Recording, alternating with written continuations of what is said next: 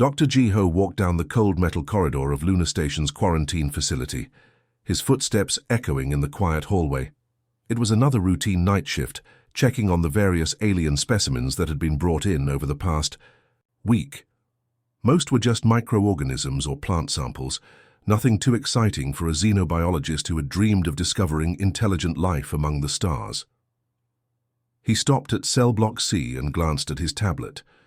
Specimen R23 had arrived 3 days ago after being found drifting in a damaged escape pod near Jupiter's orbit. The initial scans showed it was definitely alive and possibly sentient, but beyond that, they knew very little about the small creature.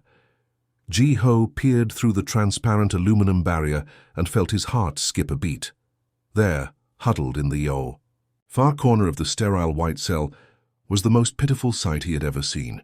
The alien was tiny, barely the size of his neighbor's tabby cat back on Earth. Its skin looked like polished jade scales that should have been beautiful, but right now they seemed dull and lifeless. The creature was shaking. Not just a little. Tremor, but violent, uncontrollable shivering that made Ji-ho's chest tighten with sympathy. He quickly checked the environmental controls on his tablet. Everything looked normal. Temperature was set to a comfortable 22 degrees Celsius. Humidity was optimal. Oxygen levels were perfect for most known life forms, but the little alien kept shaking. Ji-ho looked around the empty corridor. His supervisor had gone home hours ago, and the night security guard was probably asleep at his desk 3 levels up. Nobody would know if he made a small adjustment to help this suffering creature. He tapped his tablet, raising the temperature in the cell by 5 degrees.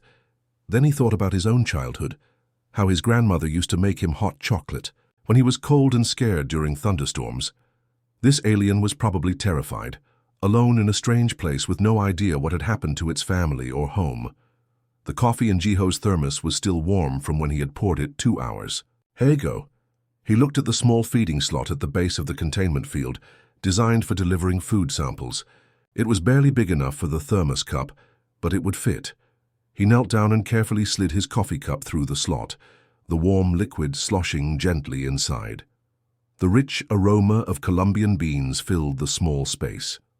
Ji-ho had always been particular about his coffee, bringing the good stuff from Earth rather than drinking the synthetic blend they served in the station cafeteria. The alien's large eyes, which reminded Ji-ho of golden amber with flecks of starlight, turned toward him. For a moment, human and alien simply looked at each other through the barrier. There was something ancient and wise in those eyes, something that spoke of intelligence and emotion that Ji-ho recognized despite the vast differences between their species. Slowly, carefully, the alien approached the cup.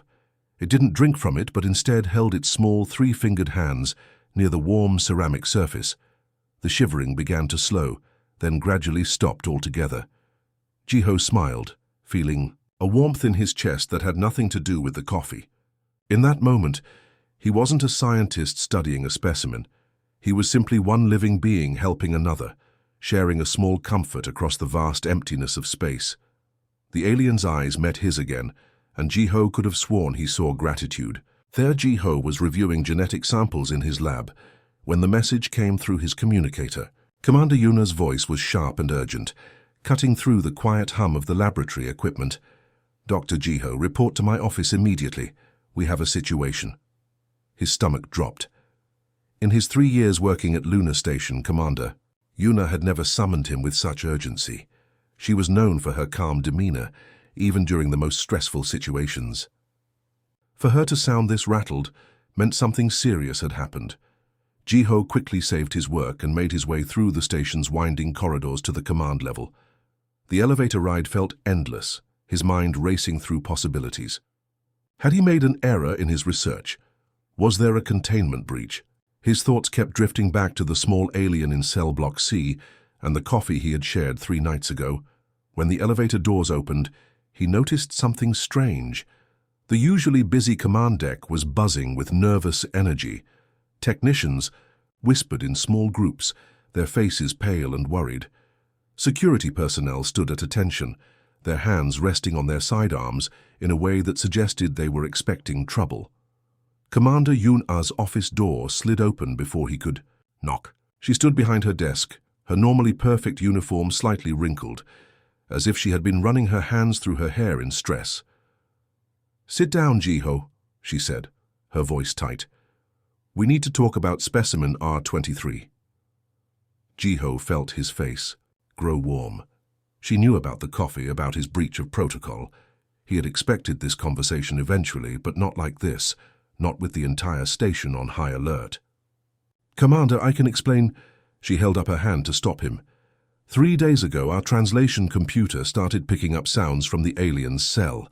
At first, we thought it was just random vocalizations, typical for a creature in distress, but the patterns kept repeating. Yuna activated her desk display, showing a series of audio waveforms alongside primitive stick figure drawings that had appeared on the cell's walls, drawn in what looked like condensed water vapor. The computer finally cracked it this morning. It's asking for the kind one or the warm giver. The drawings show a figure bringing something to another figure. Sound familiar? Jiho's mouth went dry. The alien had been trying to communicate, asking for him specifically. The implications hit him like a punch to the gut. This wasn't just some animal they were studying.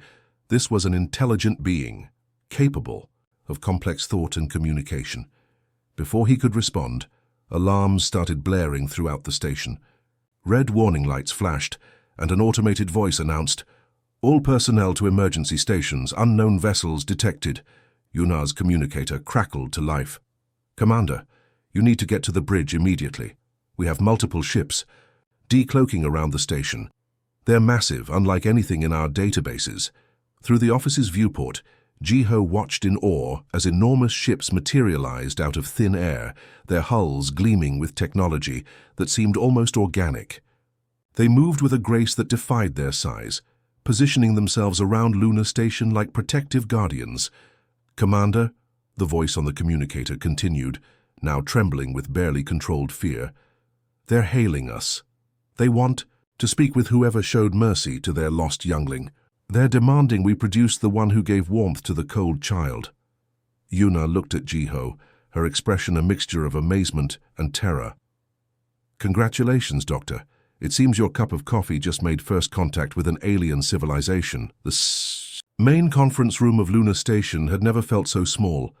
Jiho sat at the polished metal table, his hands trembling slightly as he watched the most extraordinary beings he had ever seen file into the room. The aliens were tall and graceful, moving like dancers despite their imposing 7-foot frames.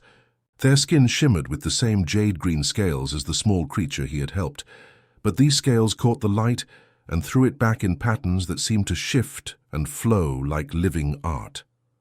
Commander Yuna sat beside him, doing her best to maintain her professional composure, though Jiho could see the wonder in her eyes.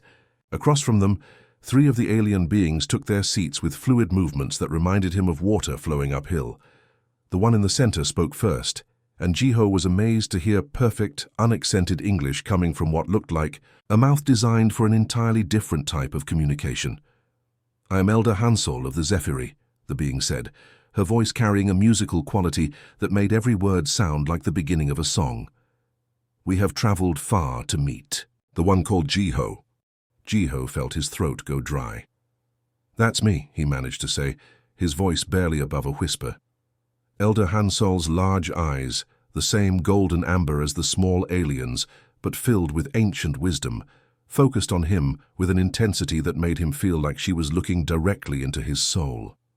"The one you call specimen R23 is not a specimen at all," she continued. "The child's name is Vel, and Vel is precious to us beyond your understanding.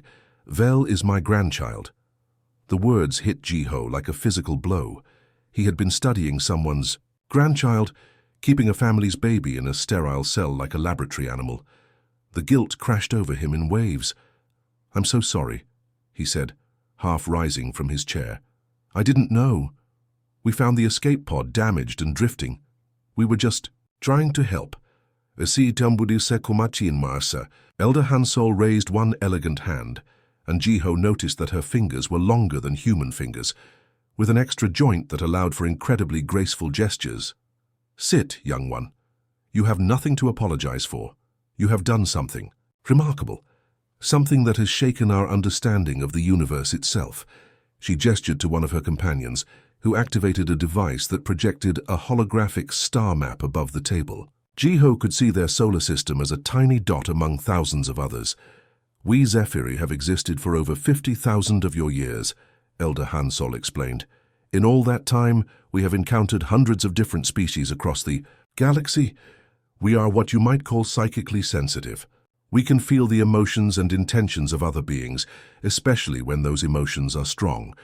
The hologram zoomed in, showing trade routes and contact points between different civilizations. "Because of this ability, we have learned to be cautious. Most species fear us or try to use us for our gifts. Others see us as nothing more than curiosities to be studied or exploited. We have learned to expect suspicion, fear, or greed from every first contact." Jiho watched as the hologram showed various alien species, each with notes about their interactions with the Zephyri. The pattern was clear. Every single encounter had been motivated by some form of self-interest. "But you," Elder Hansol continued, her voice filled with something that sounded like awe, "you showed kindness to Vel with no thought of reward or recognition. When you shared your warmth and comfort, it created what we call a resonance wave, a psychic echo of pure compassion that traveled across space itself." The hologram now showed energy waves radiating outward from their solar system, reaching across impossible distances.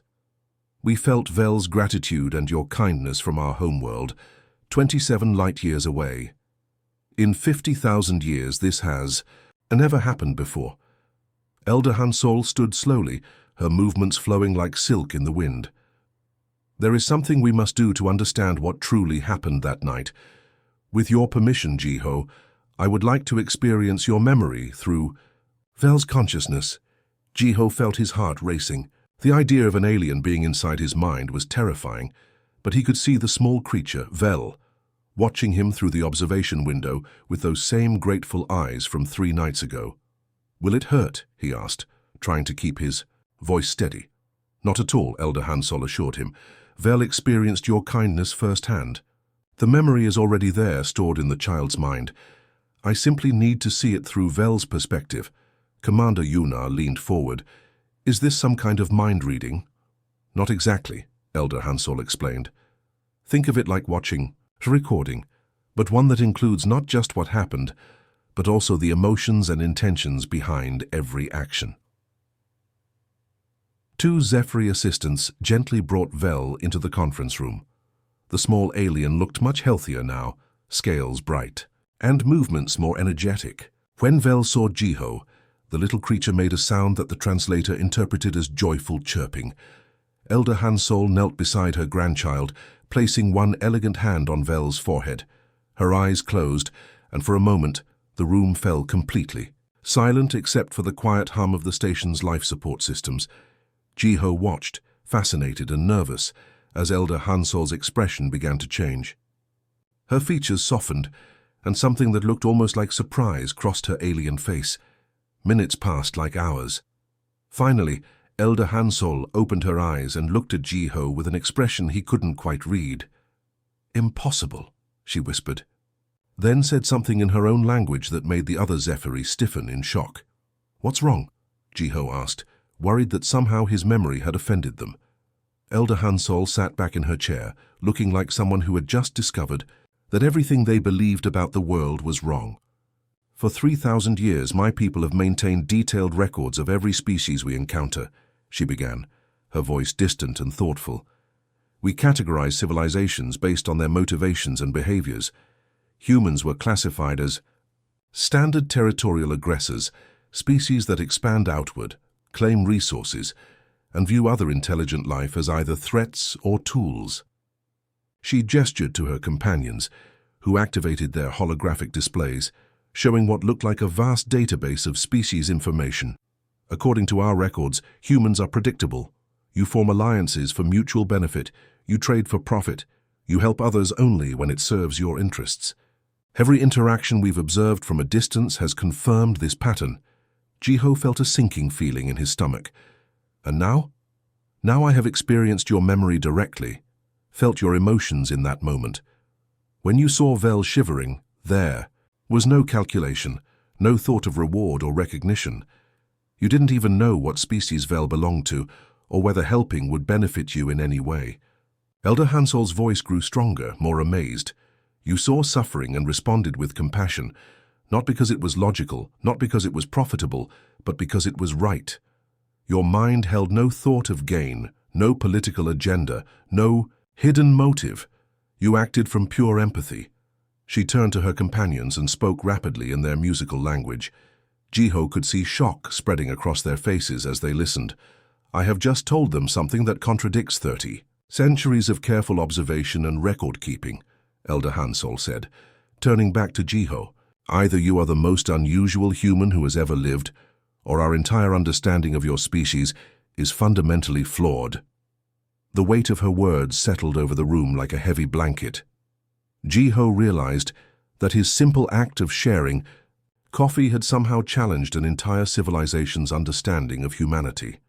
3 weeks after the meeting at Lunar Station, Scout Nari floated in her sleek observation ship at the edge of the Kepler system, watching something that made no sense according to everything she had been taught about humans.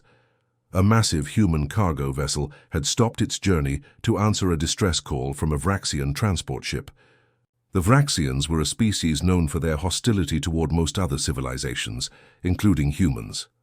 By all logic, the human ship should have either ignored the call or demanded payment for assistance. Instead, Nari watched through her ship's advanced sensors as human crew members worked for 6 hours to repair the Vraxian vessel's failing life support systems. They shared their own food supplies, gave the aliens spare parts, and even provided medical treatment for injured Vraxian crew members. When the repairs were complete, the human captain refused any offer of payment. Nari updated her report with growing confusion.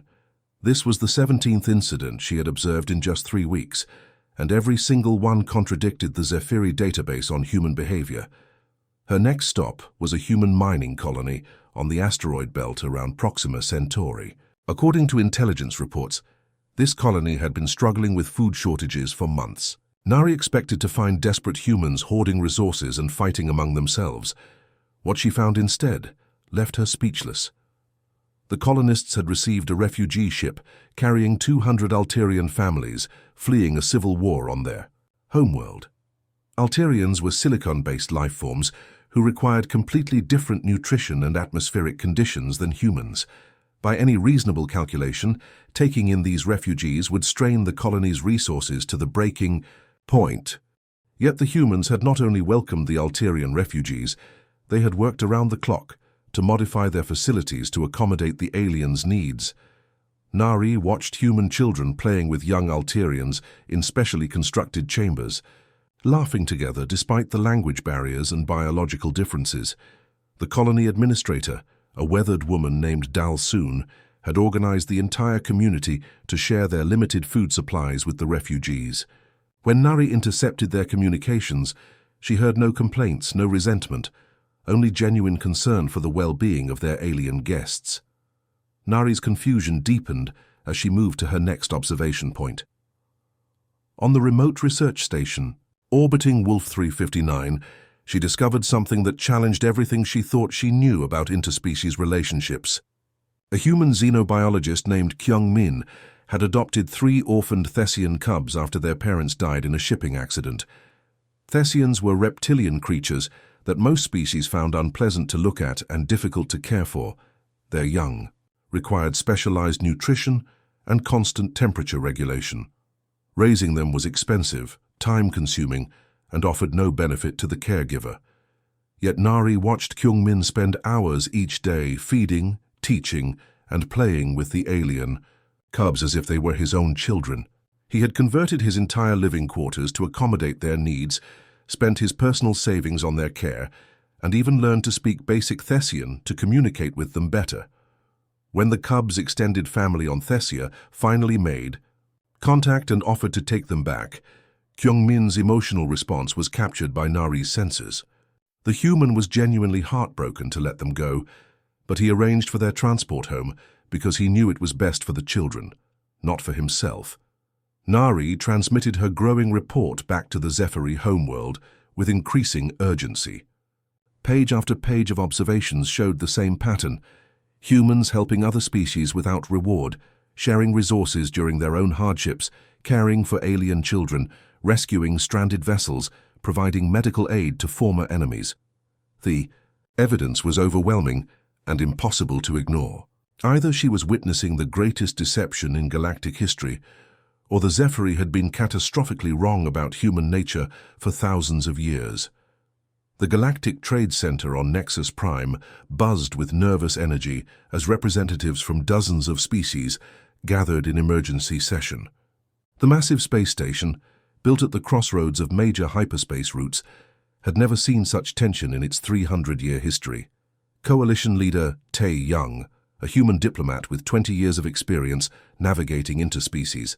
Politics stood at the center of the circular chamber as accusations flew from every direction. His normally calm demeanor was cracking under the pressure of questions he couldn't answer. "Explain to us, human," hissed Ambassador Zektar of the hegemony, his serpentine form coiled around his speaking platform. "Why the mysterious Zephyri have suddenly taken such interest in your species? For millennia, they have avoided contact with all civilizations. Now they appear at your stations, hold private meetings with your officials. What secret agreements have you made?" Tae Young spread his hands in a gesture of openness that he hoped looked more confident than he felt. "I assure you there are no secret agreements. The Zephyri contact at Lunar Station was as unexpected to us as it is to you." The chamber erupted in skeptical murmurs and angry chittering from various species. Representative Vornash of the Crystalline Collective projected her thoughts directly into the translation matrix, her words appearing as floating text above the assembly. "Coincidences of this magnitude do not occur in galactic politics. The Zephyri possess psychic abilities beyond our understanding. If they have chosen to ally with humanity, it shifts the balance of power in this sector dramatically." From across the chamber, Trade Minister Kelorix of the Mercantile Federation stood on his 6 legs, his insectoid features twisted with concern. Already, shipping routes are being rerouted. 3 major trade deals have been suspended, pending clarification of this development. The uncertainty is costing us billions of credits daily. Tae Young noticed how the various species representatives were positioning themselves differently than in previous sessions. Traditional allies were keeping their distance, while historically, neutral parties were whispering among themselves in small groups. The careful diplomatic balance that had maintained peace for decades was beginning to crack. "Perhaps," came a cold voice from the upper galleries, "we should examine humanity's previous interactions with other species more carefully." All eyes turned to Councillor Thexima of the Oversight Commission, a being whose species served as neutral arbitrators in interspecies disputes. Her words carried the weight of official investigation. "I have been reviewing recent reports from across known space," she continued, her metallic voice echoing through the chamber. "There are patterns in human behavior that our previous assessments may have overlooked." She activated the chamber's central holographic display, showing a star map dotted with incident markers. In the past year alone, human vessels have responded to 147 distress calls from non-human ships. They have provided aid to refugee populations from 12 different species. They have established medical stations in neutral space to treat any species in need. The chamber fell silent as the implications sank in. Ambassador Zektar's scales rippled with agitation. "You suggest the Zephyri have noticed something we have not?" "I suggest," Councillor Thexima replied, "that perhaps we have been so focused on humanity's expansion into space that we failed to properly analyze their motivations for that expansion." From his position near the human delegation, Ambassador Crix of the Taunari Confederation spoke up, his forearms gesturing nervously. "My government has been reviewing our own first contact with humanity 50 years ago. Our ships were stranded in their solar system after an engine failure. We expected them to demand tribute or territorial concessions for rescue." He paused, looking uncomfortable. "Instead, they simply helped us. They asked for nothing in return except that we visit again someday as friends. We assumed it was a naive diplomatic strategy. Now we are not so certain." Similar admissions began flowing from around the chamber. Species after species recounted interactions with humans that they had dismissed as aberrations or clever manipulation, but which now took on new significance in light of the Zephyri interest. Tae-young watched. The mood in the chamber shift from suspicion to uncertainty to something approaching wonder. For the first time in his diplomatic career, he realized that humanity might not be the junior partner in galactic civilization that everyone assumed them to be. The Grand Assembly Hall on Galactic Central had hosted many historic moments for the centuries, but nothing quite like this. Representatives from 412 different species filled the massive amphitheater, their attention focused on the graceful figure of Elder Hansol as she approached the central speaking platform. The Zephyri had never addressed the Galactic Assembly before. Their reputation as mysterious psychic beings had made them figures of legend and fear among many civilizations. Now, for the first time in recorded history, one of their elders stood ready to share what they had learned about humanity. Elder Hansol's jade-green scales caught the artificial sunlight streaming through the hall's crystal dome as she activated the presentation system. The holographic display above her head came to life, showing a three-dimensional map of known space. "Honored representatives," she began, her musical voice carrying clearly through the advanced acoustics of the chamber, "I stand before you today to share evidence that will challenge everything we thought we knew about one particular species." Small red dots began appearing across the star map, each one pulsing gently. There were hundreds of them, scattered throughout human space and beyond. Each of these markers represents a documented act of unprovoked compassion by human beings toward non-human species. My people have spent the past 2 months investigating these incidents, and what we found has shaken the foundation of our understanding. She gestured, and the first marker expanded to show a detailed report. 6 months ago, in the Vega system, a human medical ship diverted from its planned route to respond to a distress call from a Cytherian vessel. The Cytherians are silicon-based, life forms whose biology is completely incompatible with human medicine. The hologram showed footage of human doctors working frantically to save alien lives, consulting with their ship's computer to understand the alien physiology and improvise treatments. The human medical team worked for 18 hours straight to save 7 Cytherian lives. They used expensive medical supplies from their own limited stock. They delayed their mission to a human colony that desperately needed their services. When the grateful Cytherians offered payment, the humans refused, saying that saving lives was payment enough. Murmurs rippled through the assembly as representatives began to understand the scope of what they were seeing. Elder Hansol continued, each new example more compelling than the last. Here we see human colonists on Kepler 442b sharing their harvest with a stranded Altarian research team, despite facing food shortages themselves.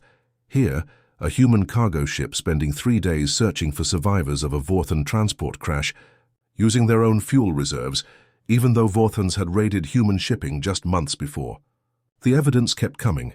Human families adopting orphaned alien children, human engineers volunteering their time to help rebuild infrastructure on worlds devastated by natural disasters, human teachers establishing schools on refugee stations, to educate children of any species. From the assembly floor, Dr. Subin, a human cultural analyst who had been invited to corroborate the findings, stood to address the crowd. Her voice was steady but filled with emotion as she spoke. "What Elder Hansol has shown you is not a collection of unusual incidents," she said. "These actions represent something we humans call empathy, the ability to feel another being's pain, as if it were our own, regardless of what that being looks like or where they come from." She paused, looking around the vast chamber filled with hundreds of different alien faces. "We have a saying on Earth, 'There but for the grace of fate go I.' When we see suffering, we see ourselves. When we see a lost child, whether that child has scales, feathers, or crystalline skin, we see our own children. This is not a political strategy or a diplomatic tool. This is simply who we are." The silence in the chamber was profound. Ambassador Zekatar of the hegemony, who had been humanity's harshest critic, slowly rose from his coiled position. "If this is true," he said, his voice uncharacteristically quiet, "then we have misjudged your species catastrophically. We assumed your expansion into space was driven by the same territorial aggression that motivates most civilizations.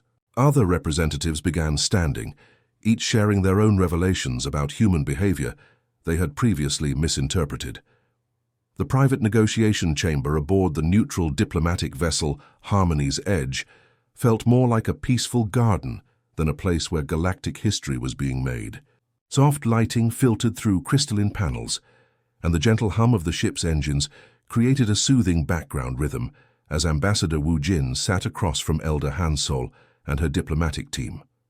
Wu Jin had negotiated dozens of trade agreements and territorial disputes in his 15-year career, but nothing had prepared him for this moment. Traditional diplomacy was built on mutual benefit, strategic advantage, and careful calculation of what each side could gain. What the Zephyri were proposing was something entirely different. "Let me make sure I understand this correctly," Wu Jin said, reviewing the documents on his tablet for the third time. "You're offering a formal alliance based not on military support, trade advantages, or territorial agreements, but on shared moral principles?" Elder Han Sol's golden eyes sparkled with what he had learned to recognize as Zephyri amusement. "Your confusion is understandable, Ambassador. In 50,000 years of galactic civilization, such an agreement has never been attempted. But then, we have never encountered a species quite like humanity before." She gestured to the holographic display floating between them, showing a framework that looked more like a philosophical treaty than a political document. "We propose an alliance of compassion, a partnership dedicated to protecting the vulnerable, assisting those in need, and promoting understanding between species." Wu Jin felt a strange mix of excitement and responsibility as he read through the proposed terms. Instead of military obligations, the alliance called for joint humanitarian missions. Rather than trade preferences, it established shared resources for emergency aid. Where traditional treaties focused on territorial boundaries, this one talked about moral boundaries, lines that neither species would cross in their treatment of other civilizations. "The skeptics back on Earth are going to have a field day with this," Wu Jin admitted. "Half the political establishment thinks it's too good to be true, and the other half thinks it makes us look naive on the galactic stage. And what do you think?" asked Vel, who had grown considerably in the months since the incident at Lunar Station, and now served as a junior diplomatic observer. Wu Jin smiled at the young Zephyri. "I think Dr. Jiho's cup of coffee might have started something that will change everything." Over the following weeks, news of the negotiations sent shockwaves through galactic civilization. The secure diplomatic channels buzzed with speculation and concern as other species tried to understand what this new alliance might mean for the existing balance of power. On the Mercantile Federation's homeworld, trade ministers held emergency sessions. An alliance based on shared values rather than economic interests was completely outside their experience. They struggled to calculate the implications for interstellar commerce when two major civilizations were cooperating for reasons that couldn't be quantified in credits. The military powers were equally baffled. Admiral Thrax of the Hegemony Navy reviewed the alliance documents with growing confusion. "There are no mutual defense clauses," he reported to his superiors. "No territorial guarantees, no weapon-sharing agreements. How can they call this an alliance?" But it was the smaller, often overlooked species that began to pay the most attention. The Catherian medical research stations, still grateful for human assistance months earlier, sent congratulatory messages. The Altarian refugees, who had been sheltered by human colonies, offered their support. Dozens of minor civilizations that had benefited from human compassion over the years began to speak up in galactic forums. Ambassador Wu Jin found himself at the center of a diplomatic revolution. The alliance of compassion was attracting attention, not just for what it included, but for what it represented. A new way of thinking about relationships between species. "We're not just signing a treaty," he explained to reporters after one negotiation session. "We're proving that civilizations can come together based on who they want to be, not just what they want to get." As the final documents took shape, even the skeptics began to recognize that something significant was happening. Two species that had been largely ignored by the galactic power structure were creating a partnership that could serve as a model for entirely new forms of interstellar cooperation. The galaxy was watching and slowly beginning to understand that humanity and the Zephyri weren't just making an alliance, they were offering an alternative to the way civilizations had related to each other for millennia. 6 months after that fateful night in Cell, Block C, Dr. Jiho stood in his newly renovated office aboard Lunar Station, watching through the viewport as the third Zephyri cultural exchange ship docked at the station's main hub. The sight still amazed him, sleek vessels that seemed to flow like liquid metal, carrying young Zephyri eager to learn about human society and culture. His official title was now Human Zephyri Cultural Exchange Coordinator, a position that hadn't existed anywhere in the galaxy until a few weeks ago.